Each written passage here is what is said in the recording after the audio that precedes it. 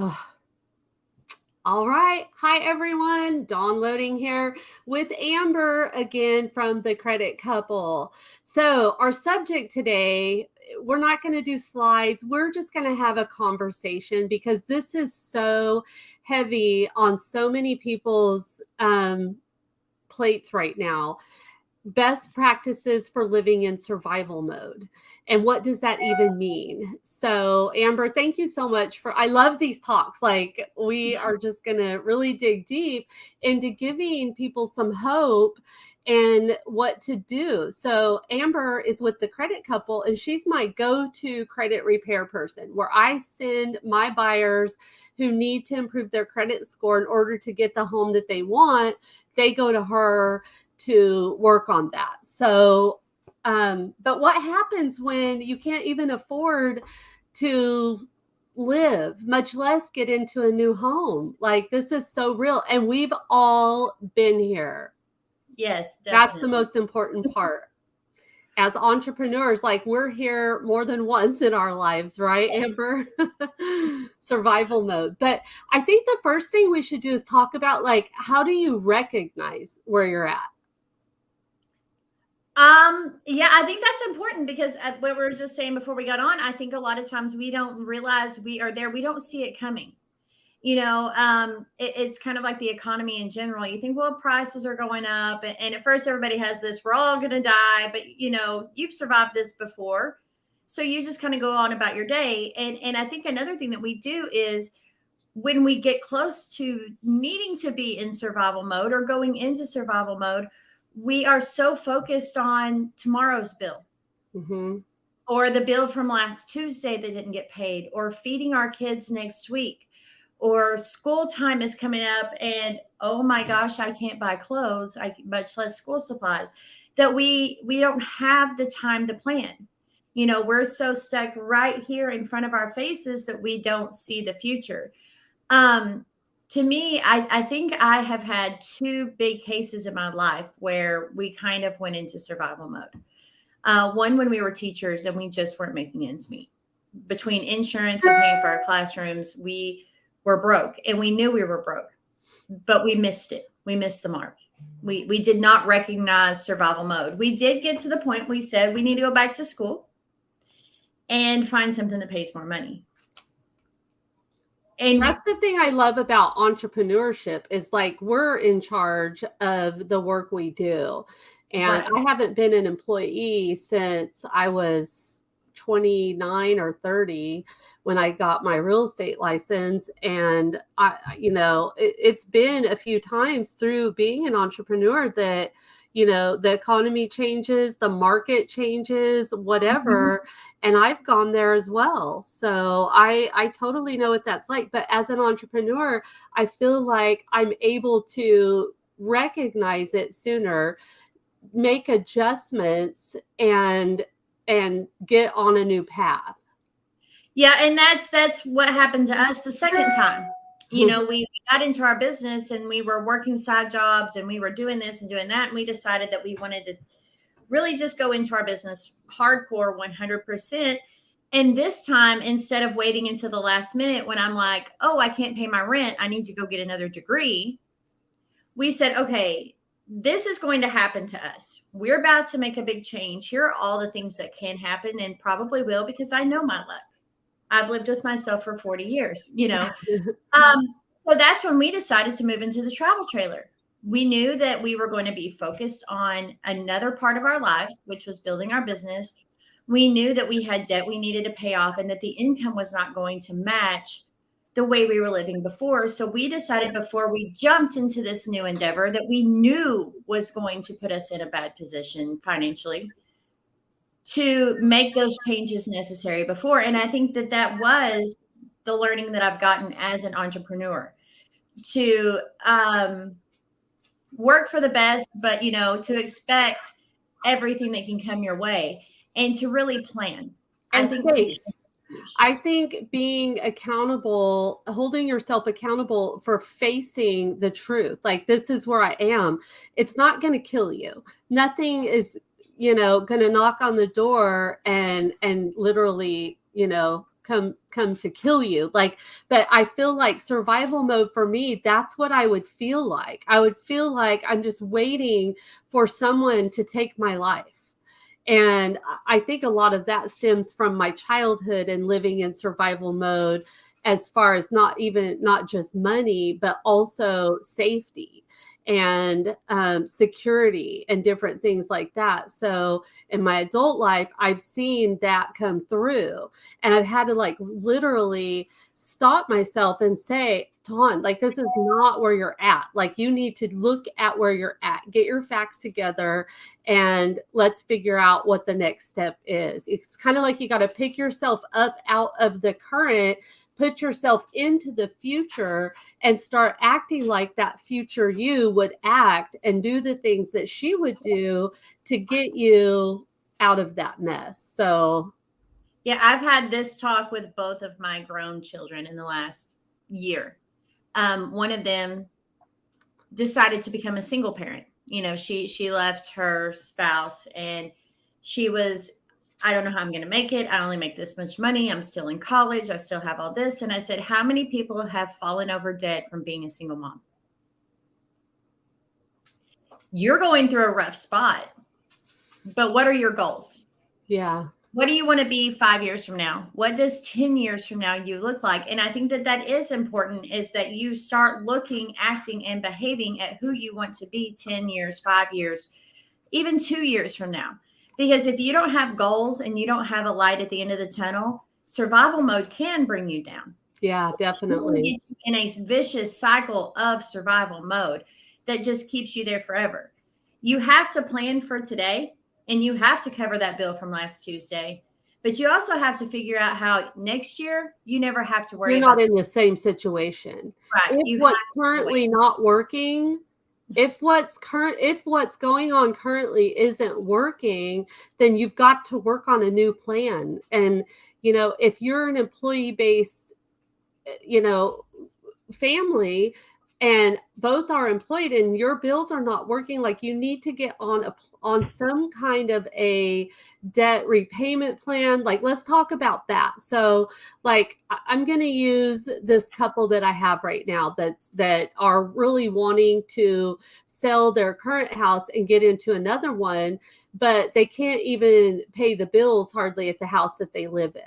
So they have a lot of credit card debt, and they've just kind of racked it up. So what would your advice be? Like, they're paying minimum payments on everything and don't have any extra, and they have a baby, they have a 2-year-old. So the mom can't really go out and work because she's taking care of the baby. So she works evenings, but that's just as a in a restaurant, but that's not really getting them ahead. Like, she can't do anything. They're on a daycare waiting list. It's a long story, but do they just keep paying those minimum debts? Do you have any suggestions of good debt repayment programs that people can call? If I'm being honest, no.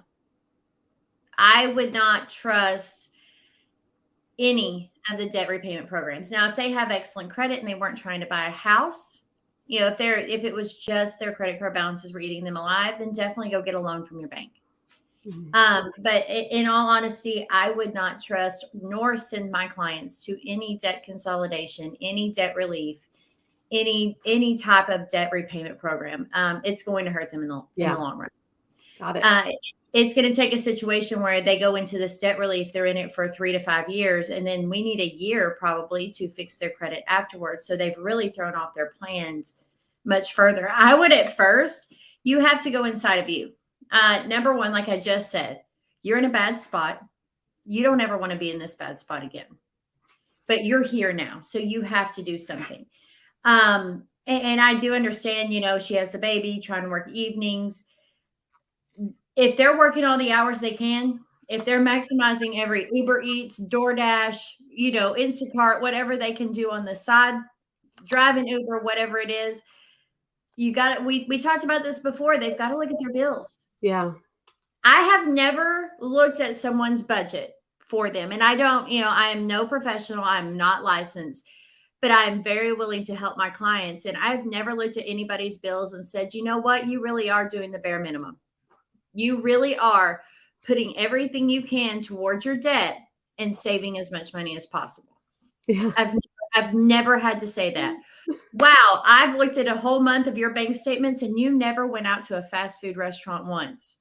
You never bought concert tickets. You never went and bought something you didn't need right now at Kohl's or, something, clothing, purses, whatever. And I know, I'm very frugal. I was raised to be frugal. I am frugal. Especially going into this business, we're still in that mode to where I like this shirt and it's $30. Do I want that or do I want to put this towards my business?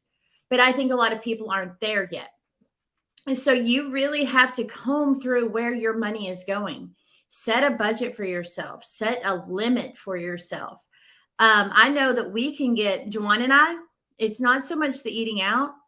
We go to the grocery store and go crazy. I have to order online so that we don't go nuts when we walk in there. That's a really good tweak right there, is going online, placing your order and picking it up. My husband does all of our grocery shopping, but we got a list. Stick to the list. But he comes home every single time with at least 5 more items. Lobster. And I thought we'd have steak and lobster tonight. Like, what? Well, they were on sale. Well, or there was a sale on cereal, but you go to the store and your kid has the 4 boxes that aren't on sale this week. Right. And I think, just doing things like that is huge. You really have to know where your money's going. You do. And not when you have a lot of it. When you have less of it, I think it's even more important to know where your money is going. Can you save a little on your car insurance? Have you been paying this credit card for a while? Can you call them and ask to get the interest rate lowered? Do you really need the highest power Wi-Fi? Do you need cable? Do you need Netflix and Disney and Hulu and Amazon Prime? And do you need all of these things? Are these things saving you money at this time? And I think that's another thing that we run into a lot now is all of these. Well, the subscription's only $9. But those $9 add up to $100 so easily. I did this recently. Well, last year, I went in and printed out all my statements from the different accounts that I have and went through. And if my business didn't rely on it, I got rid of it. Got rid of the cable. We used to have cable.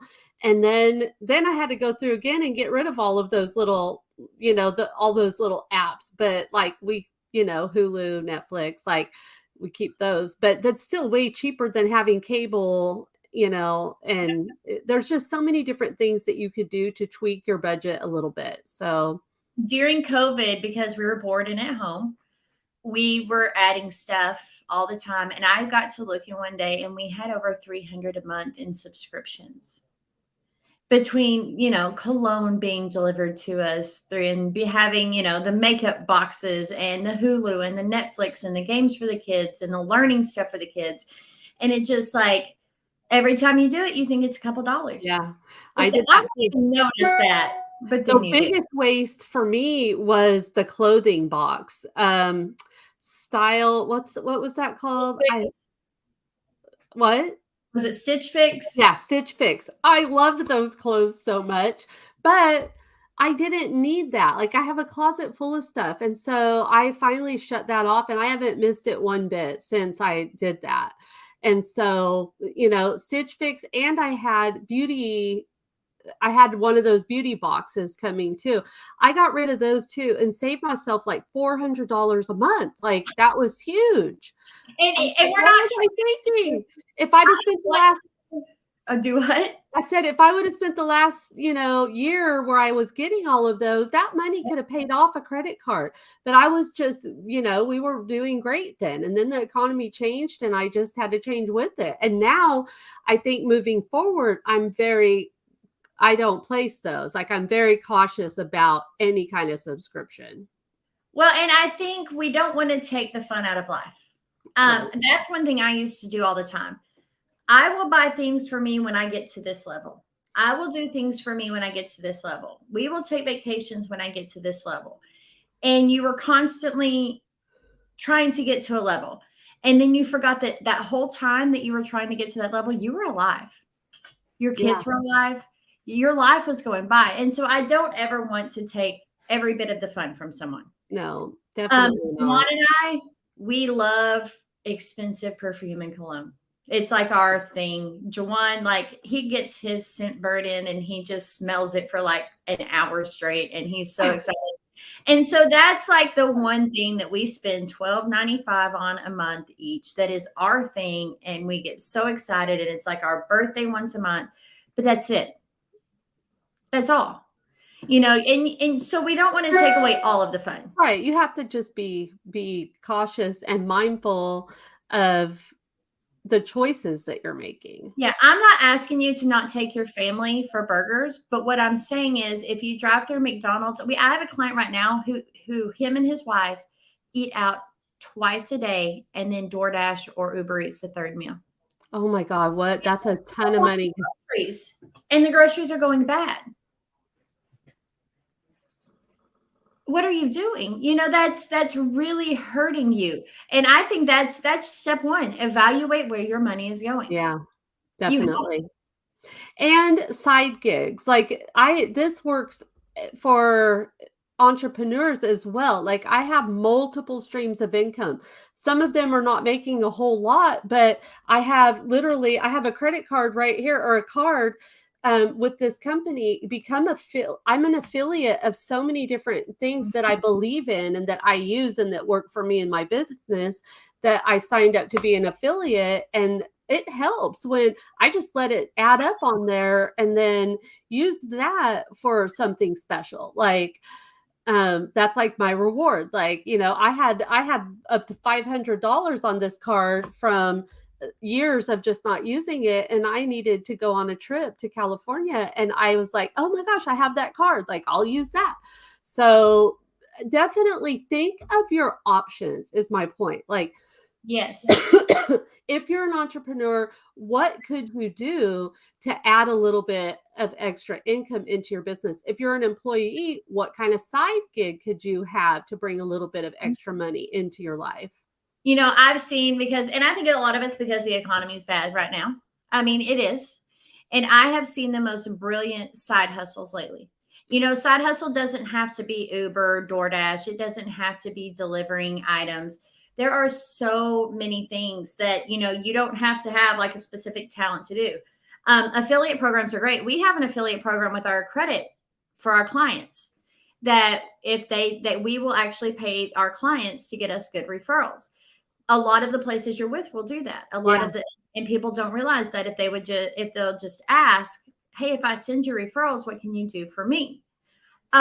There's also, I saw a lady post the other day and she said, look, I'm a stay-at-home mom and we've got to have some extra money, but I'm good at a lot of things. I just have a baby. Is there any business owner that needs help stuffing envelopes, cleaning up, filing things? Just maybe an hour or two a week, I can go do these different things for you. Wow. Because me as a business owner, I'm like, let me make you a list. Right. And I'm just a small business owner working out of my house. So that's brilliant. She's just offering, and that was always my fear. Well, I just need somebody for like an hour a week to come do stuff. Yeah, that's a great idea. She'll probably fill up her schedule with that and be able to have her baby. So that's a great idea. And it doesn't cost the small business owner, who is also going to be struggling in this economy, a fortune. If I can pay her $25, $30 to come over here and do an hour of concentrated work that I just couldn't get done, she made money. I got my work done so I can make money, and that works. Another one I've seen is, and this one's hilarious, but it's painting your address on your curb. People pay $50 for that. That costs 10 cents in spray paint, and you get stencils. It doesn't take, like, I'm not artistic. I feel like I could do it, but things like that make a ton of money without a big investment. So really just finding your niche and going out and doing it to get that extra money coming in. Love and like it. I said, it doesn't have to be food delivery. It doesn't have to be driving people around. It can be anything. Throw some offers out there. Yeah. And that's really it. Like, if you're in the place where you're just buried, reach out to somebody. Like, don't just bury your head in the sand. Like, we have to take action to create a different life that we want. And And sometimes even just calling your friend and saying, "Hey, I'm doing really bad at spending. Can you look over this for a trusted friend? Let's go over this together. Can you give me an hour of your time?" Sometimes that's all it takes. And your friend's like, "How many times did you go to Taco Bell?" You know, and then you feel bad, and then you're kind of conscious of that from now on. So you're right. Just taking that first step and going, okay, I'm not doing something correctly. And there's Something a couple of different apps too. My son, I'm so proud of him. He got this app, and I don't know what it is now, but he put all of his bills in it, and it tells him and his income, and it tells him how much money he has to spend for the week, like before his next payday. After all the bills are paid, you've got $30 to spend extra. So he's aware, because of all the automations and all the automated withdrawals and everything that we do, like, we get to the point where we're like not even paying attention. And if there's not enough money, you what do you do? And so I love that he used that app, and darn it, I can't remember. I think it's Rocket, maybe. okay, I don't know.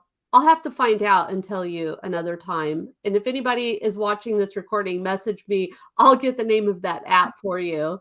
So anyway, well, thank you so much, Amber. Like, this has been, this is huge for everybody. Just how to get from where we are now to where we want to be. And so, do you have anything else? I do. Just something really short. The mental toll of being in survival mode. That getting in that cycle and there's no way out. I think it's important, like I said before, don't take away all of your fun. Yeah. Reward yourself for small accomplishments. Let's say that you put all of your extra money towards a credit card and you pay that $300 credit card off. It's gone. It's, that's not huge in the big scheme of things, but it's gone. And I would tell you, automatically take that next month's $50 and put it towards another bill. Go reward yourself. Awesome. You have to keep your spirits high. You have to keep your mental health in check when you are in survival mode, because it does take a toll. It takes a toll on you mentally, which takes a toll on you physically. I mean, and marriages, like, that is the hardest part. Like, marriages rarely last through that, honestly. Like, it's so easy to just get a divorce these days, but to make it through that and rely on each other and really work through it is key. So talking about mental, like, it just does so much damage. And opening your mouth and talking in that relationship is important too. Yeah. Having good communication, all of it is important. And if you feel down about the situation that you're in and it's affecting more than just, I can't pay my bills. If you're waking up and you're feeling down, you're not alone. There are so many people out there right now. My daughter said the other day, I said, why has the service at restaurants gone down so bad since COVID? Like, the service is awful. And my daughter works in healthcare, and she said, Mom, you wouldn't believe the mental health status of just the general population right now. She said, we have more appointments, and this is a normal family practice clinic. We have more appointments for mental health than anything else now. She said, people are down. She said, those people working in the restaurant, they can't pay their bills when they get home. It's not that they're trying to give poor service. They're stressed out. They're distracted. They're down. And it really made me think about, just the state of all of us right now. As a world, as an earth, we went through something huge a few years ago. And then our economy did this thing for a little while and then took a nosedive and took all of us with it. And so while we're recovering from COVID, we're also dealing with the fallout, which the fallout's going to last for a while. So don't be mad at yourself, I guess is what I'm saying. Don't get down on yourself. Don't be so hard on yourself. Don't be so judging of yourself. We've we as people have been through a lot in the last 3 years. We really have. And it's okay to feel that way. You just need a plan to change it. Well, and it's funny because I do a lot of mental health things, mindset work with agents, and I'm really like my biggest client when it comes to the mindset part of all of this. And the first step that you have to do is forgive yourself. Like literally just forgive yourself. And have a good cry. Let some of that energy out that is so stressful from living in survival mode. And then you'll be able to try to put a plan together for moving forward. And I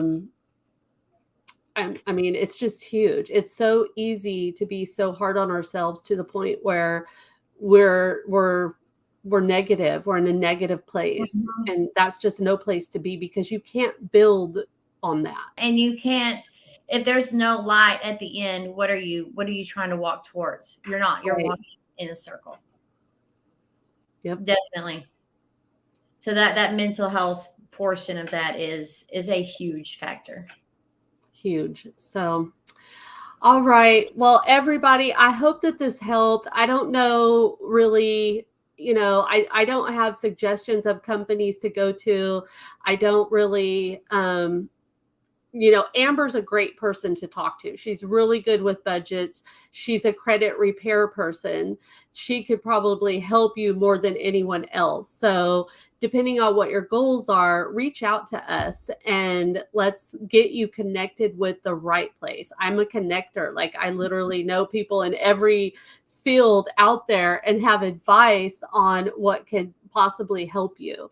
So, with that being said, that's all we have for today. So thank you so much, Amber, for all of your help. And I would say see you next time, but I think that my financial freedom series is over.